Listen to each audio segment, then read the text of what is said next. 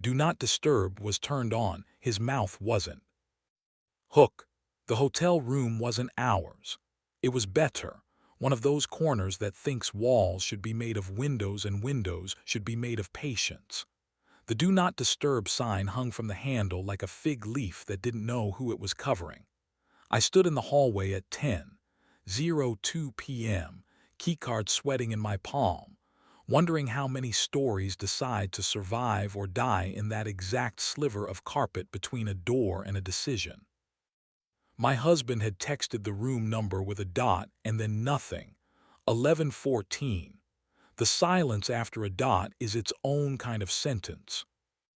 My name is Eli, 35.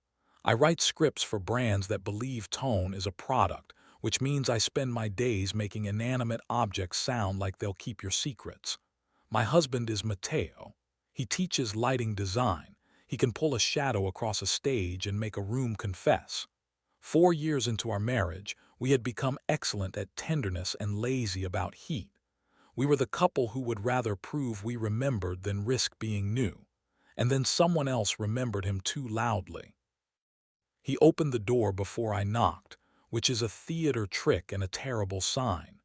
His shirt was open 2 buttons more than any meeting would allow, and the skin at his throat looked like a dare I used to accept without thinking. Behind him, the room did its city view routine, and a man stood with his back to us, hands in his pockets, looking out like he had opinions about the skyline. He turned at the sound of my breath.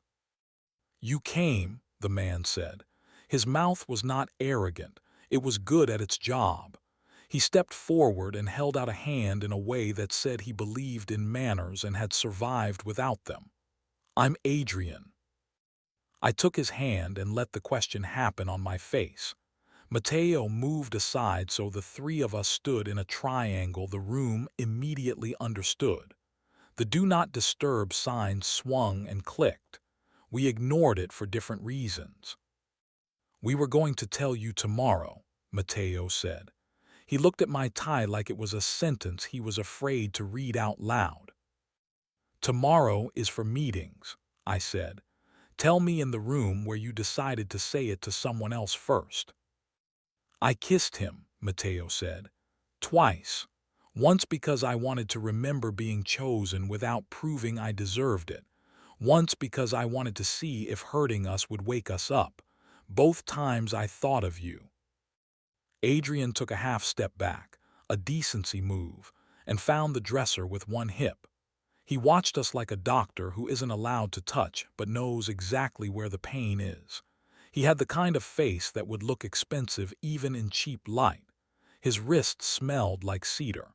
His shirt was rolled at the forearm in a way that made my mouth act like a teenage boy. The room knew what he was and refused to help me dislike him. "Do you want me to leave?" he asked without irony. "Yes," I said because the word arrived without a stutter. "Thank you." He nodded like a man who has left at the right time before and intends to again. As he passed, his shoulder brushed mine. Heat traced a line across my clavicle and took notes. He touched Matteo's knuckles with 2 fingers, brief, almost formal, and went. The door clicked like punctuation. Matteo closed it and put his forehead against the wood for a second. When he turned back, his face did the thing I fell in love with years ago. It stripped itself to the parts that can be admitted in public. He walked to me and put his palm where it belongs, between my shoulders, that bruised square that makes my lungs remember the rules. We kept it clean enough for the algorithm and explicit enough that the glass understood. He is the only person who can make my breath act like a trained animal without hurting it. "I don't want to audition for forgiveness," he said against my throat. "I want to be chosen and then useful." "Then put me somewhere," I said, "and don't let me fall off." He did. We didn't undress in a way that would get the video taken down. We didn't have to.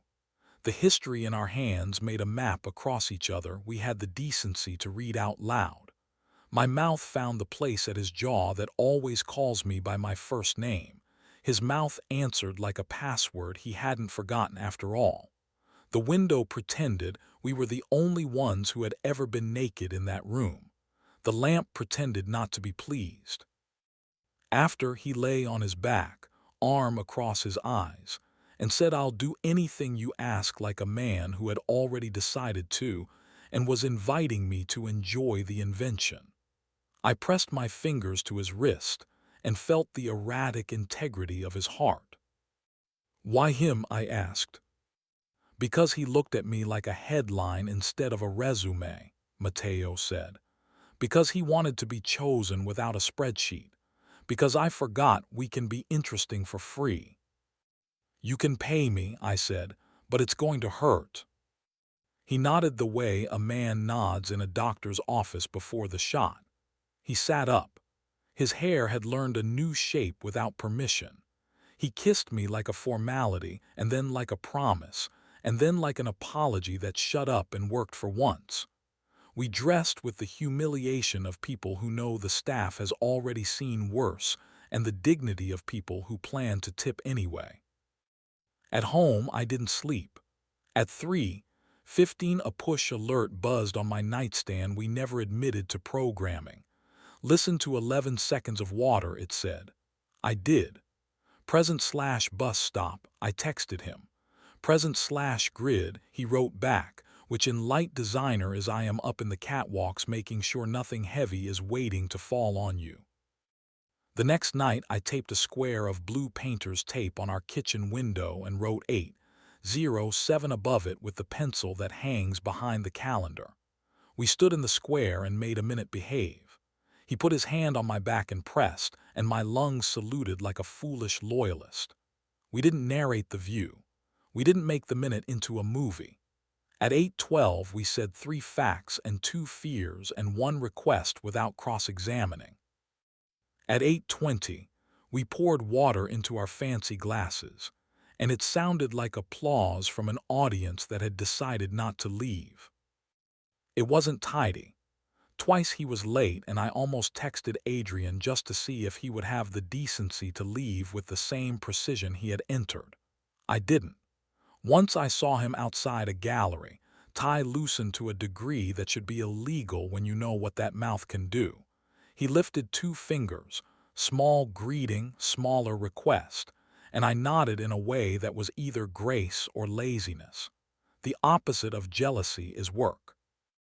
I went home and scrubbed our sink until it remembered. It was allowed to be domestic and beautiful at the same time. People ask in bathroom lines if there was a villain. They want me to say a man with good hair and better lighting, or a room that flatters sin, or a husband who forgot that urgency can be made at home.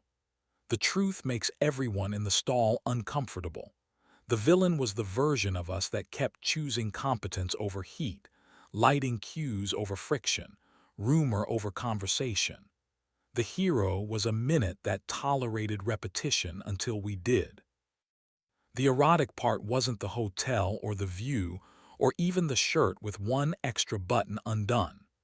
It was his palm at 8:07 and my throat being obedient without humiliation, the way water in the good glasses becomes a ceremony if you let it. Last week Matteo found the Do Not Disturb sign in his bag and handed it to me like it could testify. I put it in a drawer labeled miscellaneous, which is another word for maybe, and also a dare I prefer to keep bored. Tonight at 7:58 I will set my phone face down as if manners are still a technology you can install. At 8:07 his hand will find the back of the heart and the city will give its nightly affidavit. Scooter asking permission, elevator deciding, someone laughing like survival, and we will not narrate it. If we miss, we will do the only miracle that likes repetition. Try again at 8:17, at 10:10, at 11:11, whenever mercy decides to pulse blue behind a door that opens when you touch it and say the right name.